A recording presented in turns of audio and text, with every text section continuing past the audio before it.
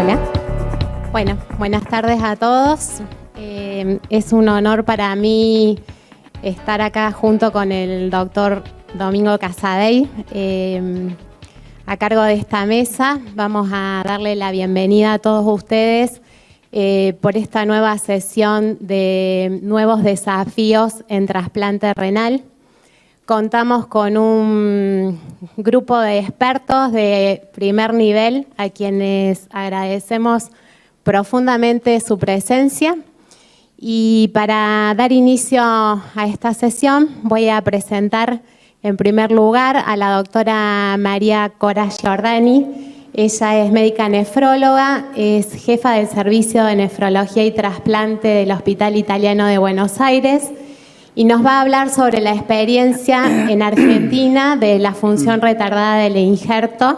Así que bueno, Cora, te damos la bienvenida y muchas gracias por estar acá. Me pusieron la antena. Bueno, buenas tardes. Ante todo, muchísimas gracias por la invitación a estas segundas jornadas de innovación en trasplante en Córdoba. Es mi segunda vez en Córdoba también. Y un poquito para ver de lo que vamos a hablar, Rafael me pidió que trajera los datos de la encuesta sobre DGF en Argentina. Vamos a hacer algunas consideraciones iniciales, después la encuesta y después vamos a entrar en lo que yo llamo ciencia ficción, que es lo que no se ve de la DGF, que es toda la base molecular y la muerte celular. Bueno, ante todo, muchas gracias de vuelta y empezamos. El retardo de la función del injerto es un síndrome clínico, caracterizado básicamente por una insuficiencia renal aguda post-trasplante, en general oligúrica. Pero no es solamente eso. Esto es secundario a la injuria de reperfusión, pero no es solamente eso. Eso aumenta la inmunogenicidad del órgano, estimula la fibrosis y conduce a una disminución de la sobrevida del injerto a largo plazo. La sesión anterior me dejó un poco abierto esto. ¿Repercute? ¿No repercute? Bueno, todas estas controversias las tiene el mundo, no las tenemos solamente nosotros. Y vamos a intentar desandar un poco el camino. La definición. Toda la gente que está acá sabe qué definición usamos. Ahora, cuando uno va a la literatura y mira, existen, a través del tiempo, más de 18 definiciones de retardo de la función del injerto. Algunas basadas en la autoridad de diálisis, otras basadas en el descenso espontáneo de la creatinina y algunas combinadas. Malone, en el año 2013, estudió 10 definiciones de estas categorías y vio que cualquiera de ellas puede predecir con igual exactitud la pérdida del injerto al año, por lo cual dijo, lo más fácil, lo más simple es lo mejor. Entonces, desde ahí se utiliza o se reafirma lo que la IU nos dijo, que el requerimiento de la diálisis en la primera semana de trasplante es la DGF, cosa que todos los nefrólogos sabemos que no es del todo correcta, como también vamos a ver más adelante. Hablaron de la incidencia, hablaron de distintos tipos de donantes. Algo que hay que recalcar, cuando uno mira DGF, en el 98 tenían 12, 14%. Esto se ha seguido manteniendo, es decir, a pesar de las mejoras en las técnicas quirúrgicas que vimos hoy a la mañana, el robot, 20 minutos, la DGF sigue siendo un problema, a pesar de las mejoras en las drogas de la inmunosupresión. Es decir, yo creo sinceramente que hay algo que no terminamos de comprender en esta injuria de reperfusión. Claramente, tener un donante con parada cardíaca aumenta mucho la incidencia de DGF, y los donantes con criterios expandidos también lo aumenta. En Argentina, estos son datos que me pasó Liliana Vicignano, le quiero agradecer, del Sintra. Cuando miramos la curva, desde 2015 a 2024, nuestra incidencia es alta. No sé si está Rubén Schiavelli conectado, pero que ha llevado varios trabajos sobre DGF en Argentina. Y continúa siendo alta, como es en otros países, ¿no? Ahora, en base a esto, dijimos, bueno, ¿qué es lo que nos pasa? ¿Podemos estudiar nuestra población? Se nos ocurrió desde el Comité Renal de la SAD, el Comité de Procuración y el INCUCAI, hacer un análisis de lo que nos pasa en Argentina. Se hizo un estudio retrospectivo del 2015 a 2017, en la cual se evaluó a todos los donantes con donantes de fallecidos, y nuestro objetivo principal fue evaluar la incidencia del injerto, de la retardo de función del injerto en Argentina y su impacto en todos los outcomes de trasplante. Quiero agradecer, todos estos centros, más de 28 centros, fueron los que dieron el ok para hacer esto, porque si no, no se puede. Si todos nos ponemos de acuerdo y hacemos estudios multicéntricos, no vamos a avanzar. Los comités de la SAT y, por supuesto, la gente del INCUCAI. ¿Qué observamos? Se registraron 1.767 trasplantes con donantes fallecidos, 1.500 adultos, de los cuales 974 tuvieron retardo de la función del injerto definidos por la definición del IUNOS, lo que nos da un 62% en adultos y un 25% en pediatría. ¿Por qué será? Bueno, después lo discutiremos. Cuando se analizan datos de la procuración, aquellas personas que desarrollaron DGF tuvieron donantes más grandes, causas de muerte, el ACV, donantes con criterios expandidos, la creatinina para ablación más alta y la donación monoorgánica. Y cuando vamos al receptor, estos datos fueron cuánto fue el tiempo de los pacientes, esto está reportado en todos lados, el tiempo que tarda el paciente que ingresa a diálisis a trasplantarse, el tiempo de isquemia no nos dio, la inducción tampoco, y sí lo que se vio es que aquellos pacientes que desarrollaban DGF tenían mayor incidencia de rechazo, sobre todo rechazo precoz, peor creatinina al año y a los 3 años, y un aumento en el desarrollo de anticuerpos donantes específicos. En el multivariado, solo estas 3 variables fueron significativas.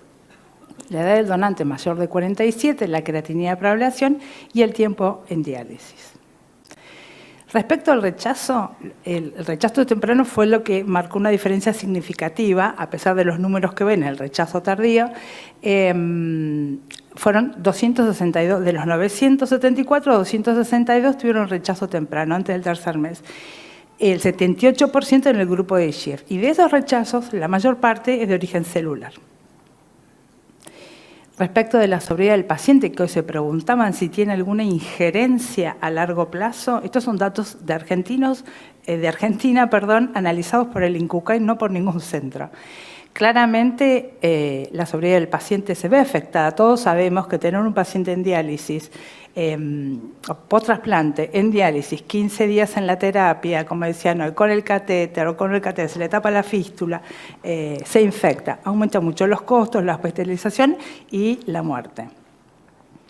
¿Qué pasa con el injerto? Esto es analizado, tenemos al año y luego del primer año. Desde los 30 días, cuando uno analiza los datos a los 30 días, 90, 183, 65, se ve que ya desde los 30 días empieza la diferencia entre aquellos pacientes en azul que no tuvieron DGF y en verde que sí tuvieron DGF, con una diferencia estadísticamente significativa. Esa diferencia de estos pacientes que se empieza a abrir se profundiza hasta los 5 años. Es decir, no sé si alguien preguntó hoy, digamos, pero tener o no tener DGF es significativo en la sobrevida a corto y a largo plazo del injerto. Bueno, las conclusiones son sencillas, digamos. Tenemos una elevada incidencia, aumenta la tasa de rechazo, tiene peor sobrevida del injerto y está asociada a la edad del donante, el tiempo en diálisis y la creatinina para ablación. La anterior decía, ¿cuáles son todos los factores de riesgo? Creo que no vamos a perder tiempo en decir, hay muchos factores de riesgo del donante, de la procuración, del receptor, pero hay algunos que tienen especial significado, como por ejemplo el tipo de isquemia, la injuria de reperfusión. En el año 2000 ya había un dogma que decía que si vos tenías más de 12 horas de isquemia, por cada hora que tu paciente aumentaba el tiempo de isquemia, aumentaba un riesgo, 1% del riesgo relativo de parte del injerto de DGF y de parte del injerto. Barba, esto es una revisión bastante reciente, pero hay un montón de artículos de tiempo de isquemia y podemos estar hablando horas de cuál es el umbral, de qué. No hay duda que el tiempo de isquemia tiene su injerencia. Barba y CERT ubicaron ese umbral de importancia o con efecto significativo alrededor de las 18 horas. Ellos dicen que por encima de las 18 horas, cada hora que vos sumas al tiempo de isquemia, te aumenta un 10% la probabilidad de tener DGF. Otros equipos, los que están señalados en verde, dicen, bueno, sí, aumenta el tiempo de DGF, pero esto no tiene impacto en la sobrevida a largo plazo. Gracias. Salvo que el donante sea expandido.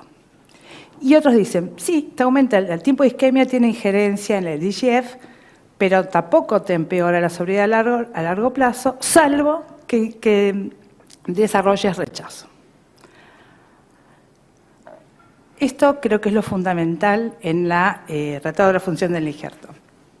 Existen, como verán en la diapositiva, Perico, en el año 2004, describió lo que le sucede a un injerto de forma muy espectacular. Uno debe separar la injuria de reperfusión, la parte isquémica con la parte de reperfusión, porque son dos lesiones totalmente distintas.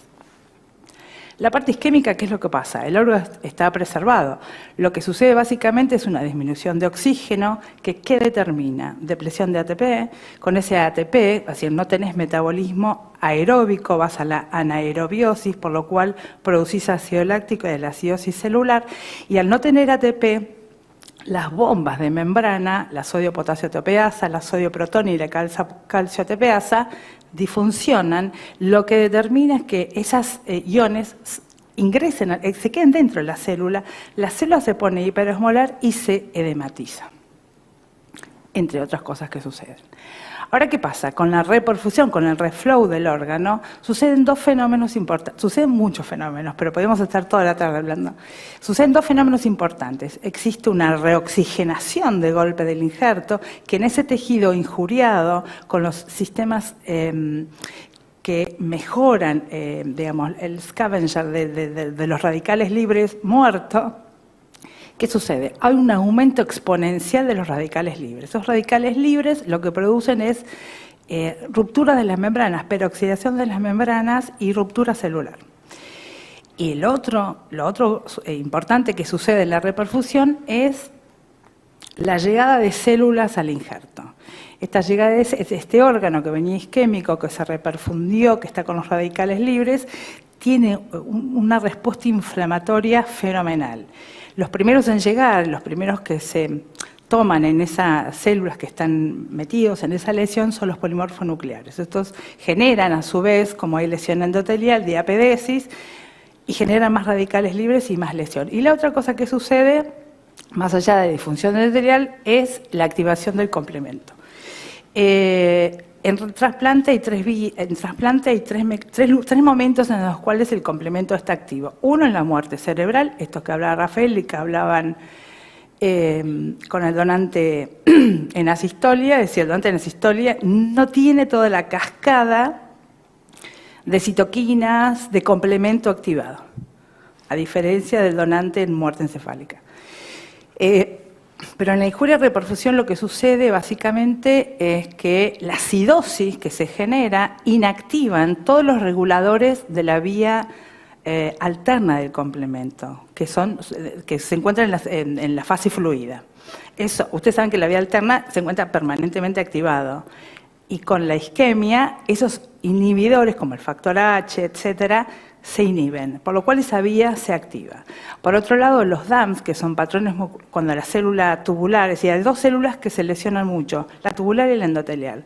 Cuando la célula tubular se lesiona, libera lo que se llama hoy en día molecularmente los DAMs. Los DAMs son patrones moleculares asociados al daño, que son pedacitos de ADN, paransulfato, proteínas de alta movilidad celular, etcétera, que en realidad no tiene importancia. Es decir, liberan sustancias que son recepcionados, en este caso, por la vía de las lectinas, por lo cual también se activa la vía clásica. Y por otro lado, esta lesión endotelial, la lesión del glicocálix, hace que los controladores, los reguladores de complemento a nivel superficial también disfuncionen, por lo cual hay una severa actividad del complemento. Ahora, ¿toda esta injuria en qué termina? Toda esta injuria termina en algo. O se recupera de la célula o la célula se muere o se necrosa. Esto también es una diapositiva vieja, pero está actualizada y, digamos, existen varios tipos de muerte celular. Uno habla de la necrosis, que obviamente es la más frecuente en el discurso de perfusión. ¿Qué sucede? Como dijimos, la célula se edematiza y se rompe. Y eso genera inflamación. Otro tipo de muerte celular es la apoptosis. No tengo para señalarles, pero es la que está de este lado. ¿Qué pasa con la apoptosis? Ahora está muy de moda la disfunción mitocondrial. Eso activa ciertas caspasas que terminan junto con reguladores del núcleo, que la célula la ponen, como que la enfrían y queda sin actividad celular. Y eso genera bastante menos inflamación. Por otro lado, en la vía del medio tenemos la autofagia, que vamos a hablar un poquito más adelante, que en ese momento se creía que era mala. Ahora se piensan que es buena. Todo esto va cambiando. Y por último, quería decirles que la necrosis se pensaba que no tenía regulación, es decir, la célula se rompe. Hoy se sabe que hay ciertos reguladores del ciclo celular que regulan, y esto se llama necroptosis, y que el hierro en esa alteración iónica tiene mucho que ver, y hoy está muy de moda la ferroptosis, que no vamos a profundizar. Ahora, ¿qué pasa? ¿Cuáles son las consecuencias del injerto? Así, ¿por qué el injerto a largo plazo aparentemente parece irle peor? Hay tres causas: el rechazo y la disfunción mitocondrial y la disfunción fibrogénica. ¿Alguien tiene alguna duda? Si alguien tiene alguna duda, ya en el año 98, bastante viejo, pero me parece que es súper ilustrativa, si miran la curva roja, esos pacientes que se trasplantaron, no tuvieron rechazo y no tuvieron DGF, a largo plazo les va chiche bombón, no pasa nada. La curva celeste son aquellos pacientes que tuvieron DGF pero no tuvieron rechazo, también les va peor. Y los en amarillo les va mucho peor, DGF y rechazo. Es decir, esto se paga, no es gratuito tener o no tener DGF. Más recientemente, Gill publicó este estudio muy interesante que es de un mismo donante, se llama McKinney, del mismo donante, ellos evalúan el riñón que tuvo DGF y el riñón que no lo tuvo. Y lo que observaron es que, a diferencia de estudios anteriores, ellos vieron que el impacto importante de la DGF es dentro del año y es a través de la generación de rechazo. Y que ese efecto a largo plazo se pierde un poco. Es decir, hay gente que está a favor, hay gente que está en contra. No, está bien, gracias. Más recientemente, una revisión sistemática de metaanálisis, hay un autor acá en el auditorio, revisó estos 33 trabajos con 150.000 pacientes y vieron que la DGF incrementa la pérdida del injerto con un 41%, la tasa de rechazo un 38% y empeora el funcionamiento del riñón. Ahora bien, nosotros llamamos DGF a la necesidad de diálisis dentro de la primera semana. Esa diálisis que uno hace por hipercalemia y que el riñón sale funcionando, que entra en la definición, uno está con un poco de dudas. Y este trabajo reciente muestra un poco eso. Ellos dicen, vos estás analizando la DGF como una variable dicotómica, ¿sí? No. Pero ¿por qué no lo estratificamos y lo analizamos como una variable continua? Es decir, aquellos pacientes que no tienen DGF, entonces marcaron ciertos grupos, los pacientes que tienen un día de DGF, los que tienen una semana, 2 semanas y más de 2 semanas. Y lo que vieron es, en el gráfico D, es que claramente cuanto más tiempo pasa con un paciente dializando, a 10 años, porque este estudio es a 10 años, es peor. Ahora, cuando entra en la variable, ¿qué tipo de donantes? ¿Cómo le pega el tipo de la DGF a cada tipo de donante? En E, uno mira y dice, los donantes que tenían KDPI menor de 85, no tener DGF y hacer una diálisis le da exactamente igual, ¿sí? Y recién, por encima de los 14 días, tiene un impacto negativo. Pero en aquellos donantes con un KDPI NF mayor de 85, es decir, ese donante de pobre calidad, envejecido, con lesión vascular, hipertenso, etcétera, etcétera, cada punto, o sea, le pega mal tener una diálisis, 2 diálisis, 3 diálisis, cada vez le pega peor. Es decir, también uno tiene que tener en consideración qué tipo de calidad de órgano está poniendo y cómo le afecta la injuria de reperfusión a ese órgano. Bueno, un poco les decía, digamos, ¿por qué perdemos los injertos? Porque todavía sigue, o sea, la tasa de rechazo la bajamos. Tenemos buenas drogas inmunosupresoras, no nuevas, pero buenas. Digo, ¿por qué los perdemos a largo plazo?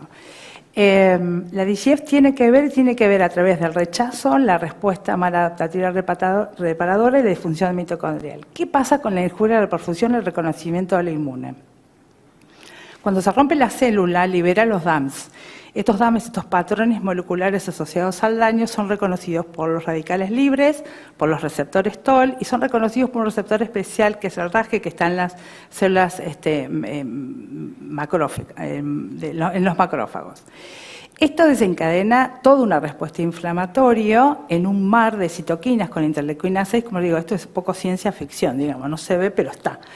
Interleuquina 1, interferón gamma, y activa todas las vías de reconocimiento directo. Luego, cuando las células del donante se van agotando, empieza el reconocimiento indirecto y hay una desdiferenciación de todos los linfocitos T, los CD8, los CD4, los helper, los T-rex, etcétera, etcétera. Y esto claramente favorece el desarrollo de rechazo. ¿Qué pasa? ¿La célula se puede curar o no se puede curar? Hay un grupo en Boston que estudia mucho esto hace mucho tiempo y un grupo en Alemania. Entonces ellos dicen, puedes tener dos caminos, o te recuperas o vas a una respuesta maladaptativa firogénica. Les puse el ciclo celular, es decir, todas las células eucariotas se dividen y tienen un número limitado de divisiones. Si vos, tu célula se divide muchas veces, ¿qué es lo que hace la injuria? La injuria hace que la célula se muere y vuelve a repararse, se muere y vuelve a repararse. Entras en lo que se llama senescencia, ¿sí? Que vamos a ver un poquito más adelante. Y el otro stop que tiene, es decir, el ciclo celular, tiene stop para que esa célula que está con un ADN deforme, que tenga alguna lesión, se frene y quede quieta. Y el otro stop importante en esto, en la fibrogénesis del riñón a largo plazo, está dado en G2 y M. Es decir, ellos decían que los macrófagos no podían pasar esta etapa de G2M y quedaban en M1, que es un perfil macrofágico que libera mucho TGF-beta y un montón de otras citoquinas procoagulantes. Hoy en día los macrófagos están un poquito más, se han caído un poco, y es el pericito, es el que está alrededor del capilar peretubular el que está tomando protagonismo en esto. Más recientemente, el mismo grupo reportó va dando datos nuevos. Ya dijimos que es en esencia, hay inflamación, es decir, el inflamasoma celular activa el nuclear factor kappa beta que genera más inflamación, la hipoxia activa la autofagia y hay severa disfunción mitocondrial. Esa severa disfunción mitocondrial desde la isquemia del órgano, más allá de sacar la energía, no tener energía, produce señales malas. Una de esas señales malas son las señales de Sting, que son las que llevan una inflamación persistente. La autofagia, que habíamos hablado como tipo de muerte celular, hoy en día no parece estar tan mal. La autofagia es un proceso ancestral descubierto en los hongos por los japoneses. ¿Cuál es su función? Se activa cuando hay depresión de energía y depresión de nutrientes, por lo cual se activa en injuria de reperfusión. El retículo endoplásmico se empieza a doblar, empieza a formar membranas que engloban las mitocondrias lesionadas por la injuria, las proteínas mal dobladas, etcétera, etcétera, se unen con los lisosomas, las digieren, ¿para qué? Liberan energía y nutrientes a la célula. Hoy en día se sabe que la autofagia, que está altamente regulada por un montón de proteínas, es protectora celular. Le sirve, o sea, se disparan en balance, es decir, vos tenés isquemia, pero tenés por otro lado, dentro de la célula, un mecanismo que te va a dar nutrientes de otra manera. Más o menos es así. Y al lado están las fotos en microscopía electrónica de riñones de de ratón, donde estimularon autofagia y vieron cómo se formaban. Son dobles membranas que engloban las mitocondrias lesionadas, las degradan y le dan energía. Bueno, entendido un poquitito de que cuando uno se trasplanta, tiene isquemia de reperfusión, tiene un rechazo, hay mecanismos moleculares que se expresan, y estos dos mecanismos están expresados. Por un lado la senescencia, ¿sí? Y por otro lado la autofagia. Se nos ocurrió intentar ver junto con la gente del CONICET, la farmacia y bioquímica, qué pasaba si estudiamos nuestros riñones, qué pasaba, hacíamos biopsias de protocolo a tiempo cero, al mes y a los 12 meses, y qué pasaba con la simultánea expresión de los dos marcadores. Marcamos por inmunohistoquímica la P16, que es un marcador de excelencia de senescencia, de freno del ciclo celular por distintos tipos de lesiones, y nos daba positiva en glomérulo y en túbulo, y marcamos la autofagia a través de la inmunofluorescencia de BMP1, que es una proteína inicial de la autofagia que fue descubierta en la Facultad de Medicina, la Facultad de Bioquímica, por gente que trabaja en el CONICET. Es una cosa muy preliminar, pero vimos dos patrones. Esto todavía lo tenemos presentado algunos, pero no tenemos toda la data, es una cosa muy preliminar, y vimos dos patrones. Vimos que aquellos pacientes, ahora tenemos 19 pacientes, pero en el momento que analizamos esto tenía 11 pacientes. Aquellos pacientes que podían en ese protocolo de biopsias expresar autofagia no tenían senescencia y tenían menos proteinuria y mejor creatinina al año. Esto no está analizado estadísticamente, pero bueno, hay como una tendencia y no hay datos disconcordantes. Y la otra cosa es, aquel que no puede desarrollar autofagia tiene envejecimiento y fibrosis en el riñón. Rafael me dijo, ¿qué hay de nuevo? No hay ninguna molécula aprobada por la FDA para el tratamiento de IGF. Lo único que podemos hacer es mejorar lo que tenemos atrás. Hay un montón de estudios de los cuales no vamos a hablar, pero hay desde el tratamiento con dopamina del donante, bueno, las bombas de perfusión que hablaron hoy a la mañana, mejorar las soluciones de perfusión con distintos gases como el xenón y el argón, que todavía están con sus miramientos, drogas senolíticas que rompen la senescencia e inhibición del complemento, entre otras cosas. Solamente para decirles, es un trabajo muy reciente de estos 5 trabajos que estudian la inhibición, porque el complemento que hace unos 10 años no tenía mucha potencia en el estudio de la injuria reperfusión, hoy en día es fundamental. Entonces, todos estos trabajos hablan de inhibir el complemento para mejorar la DGF. Los dos primeros trabajos, todos son trabajos randomizados controlados, usan eculizumab como intraoperatorio, una sola dosis. El primer trabajo en adultos, no hubo diferencias significativas entre DGF, 44% el grupo de eculizumab y placebo 45%. El otro grupo fue en de chicos y en el grupo de chicos sí se vio una diferencia. Después Jordan hay 2 trabajos más con inhibidores de la estereasa, que parecen estar dando resultados significativos, y el estudio en Parecal, que utiliza el mirocosep, que es un inhibidor directo del C3, se frenó porque no vio resultados positivos de disminución de IGF, pero dicen que las dosis que estaban utilizando eran insuficientes, por lo cual están empezando un nuevo estudio. Alguien preguntó hoy a la mañana, ¿qué hacemos? Igual, quedarte en lista de espera, tenés más mortalidad que trasplantarte y tener DGF, por lo cual hay que seguir trasplantando. Bueno, lo que estamos haciendo ahora es tratar de entender un poco el tiempo de isquemia, qué pasa con la perfusión.